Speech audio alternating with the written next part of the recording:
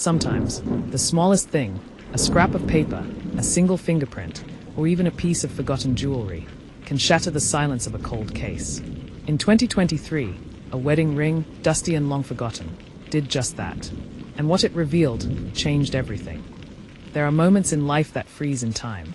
For the small town of Pine Brook, Oregon, that moment came on May 16, 1993, when Ellen Madsen, a beloved elementary school teacher, wife, and expectant mother, vanished without a trace. She wasn't a celebrity. She wasn't rich. She was a woman loved by her community, adored by her students, and anticipating a new life as a mother. The town rallied around her disappearance, fueled by hope, rumors, and heartbreak. But the years passed, and hope slowly turned into a whisper. No body, no weapon, no witnesses, just a single, painful truth. She was gone. The only thing more haunting than her vanishing was the silence that followed. Friends who stopped asking questions. News outlets that moved on. Detectives who quietly shifted focus to other cases. And then, 3 decades later, a single wedding ring, engraved, forgotten, and buried beneath time, reignited everything. It started in a dusty pawn shop 300 miles away. The man who handed it over never imagined it would solve a murder. He only wanted some cash. But this ring, simple and delicate, had held a secret. Skin oil, the faintest trace of DNA. A sliver of evidence that finally shattered the silence. An unmasked killer who thought he had outlived the truth. The night she vanished, May 16, 1993. It was an ordinary Sunday. Ellen Madsen, 28, had just finished a long week at work. She was in her 3rd trimester and was supposed to be taking it easy. But Ellen was never one to slow down. She left her school staff meeting just before 6 p.m. She stopped by Millie's bakery, waved to a neighbor, and then vanished. Her husband, David Madsen, a well-liked Pine Brook firefighter, called 911 at 10:13 p.m., reporting her missing. She should have been home hours ago. This isn't like her, he told dispatchers. Police took the case seriously. Ellen was a fixture in town. Within 24 hours, over 100 volunteers had joined the search. Her car was found in a grocery store parking lot. The doors were locked. Her purse was missing. The driver's seat was pushed back further than Ellen would have needed. Near Silver Creek, 12 miles out, a single running shoe was discovered, matching the pair Ellen was last seen wearing. But that was it. Her family was devastated. Her students left notes outside the school. Her face was everywhere, from lampposts to local news channels. But weeks turned to months, and months turned to years. With no crime scene, no weapon, and no suspects, the case grew colder. But some in Pine Brook never gave up. To many, David and Ellen Madsen were the dream couple. High school sweethearts, married for 6 years, planning their future with wide eyes and big hearts. But behind closed doors, things were far from perfect. When Ellen's sister Emily came forward in 1999 with old letters Ellen had written, police took a second look. David isn't the man people think he is, one letter read. In 2005, a chilling discovery was made during a floor renovation at Ellen's childhood home.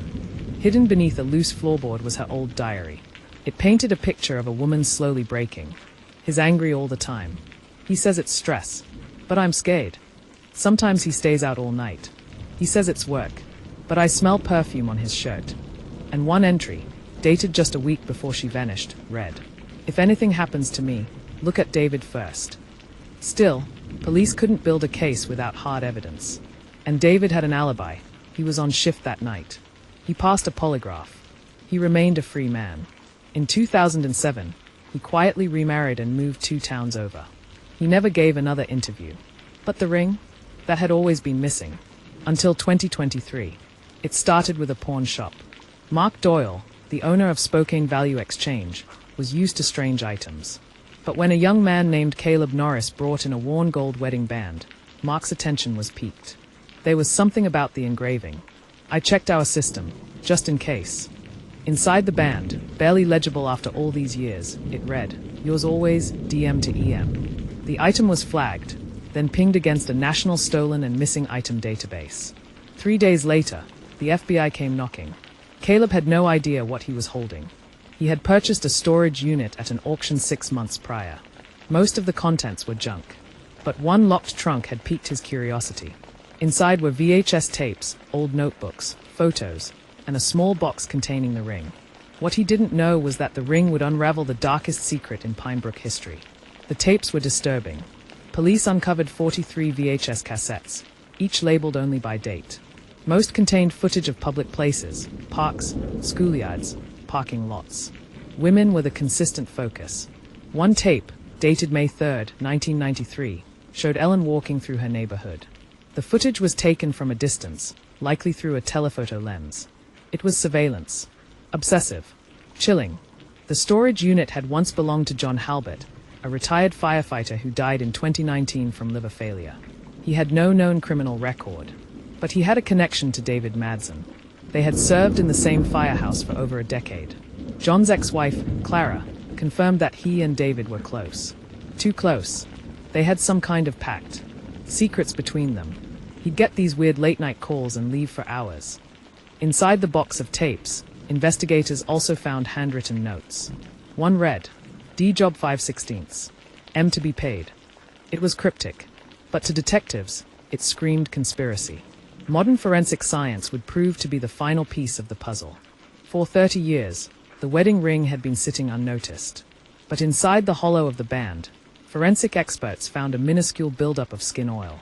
And inside that oil, a male DNA profile. It wasn't David Madsen. For months, it yielded no match. But in October 2023, a breakthrough came through a genealogy database. A distant relative had uploaded their DNA profile to trace their family tree. The match came back, John Halbert. The wedding ring had retained his touch all those years. That sliver of DNA gave prosecutors what they needed to connect Halbert to Ellen's disappearance. And it gave new life to the theory that David had orchestrated the crime. As investigators dug deeper, they found evidence of an affair between David Madsen and Clara Halbert, John's ex-wife. Emails, love letters, even suggestive Polaroids, hidden in an old jacket. It became clear, David wanted Ellen gone. John wanted leverage over David. Together, they devised a plan. David's firehouse shift the night Ellen vanished had one gap, a 2-hour window when he mysteriously left to pick up takeout and wasn't seen. Phone records placed John's truck near Silver Creek at that same time. Though both men had passed under the radar for decades, the conspiracy now had teeth. In March 2024, David Madsen was arrested. The ring Ellen wore every day. The ring she likely took off moments before her death. That very ring carried her story forward. What was meant to symbolize eternal love became the key to uncovering a betrayal. The oil left behind told the truth. It held a killer's fingerprint, without the print. A ghost of touch. The ring spoke for her, said lead detective Hannah Ruiz. It remembered what the world tried to forget. David Madsen's trial was one of the most watched in Oregon history. Prosecutors painted a picture of greed, infidelity, and a cold heart willing to trade love for freedom. Jurors wept as Ellen's sister read from her diary in court. The letters, the fear, the growing despair. After 6 weeks, the jury returned a verdict, guilty on all counts. David was sentenced to 35 years without parole. Ellen's body was never found, but her family finally had answers. Her parents, now in their 80s, clutched her wedding ring as the verdict was read. She wore this with love, and it came back to speak for her. Outside the courthouse, supporters lit candles and read letters written by Ellen's former students, many of whom were now parents themselves. She had not been forgotten. Sometimes, justice whispers. Not every cold case ends this way. But this one did, because a pawn shop owner followed protocol. Because a ring remembered what the world forgot. Because Ellen mattered. If you found this story moving, subscribe to True Crime Hub, where we bring light to the darkest corners of forgotten cases, and the people still waiting for justice. Thumbs up sign like this video if you're glad Ellen's voice was finally heard. Speech balloon comment below. Do you think David deserved a harsher sentence? Bell subscribe and hit the bell icon so you never miss another chilling case that deserves the spotlight. Thank you for watching True Crime Hub.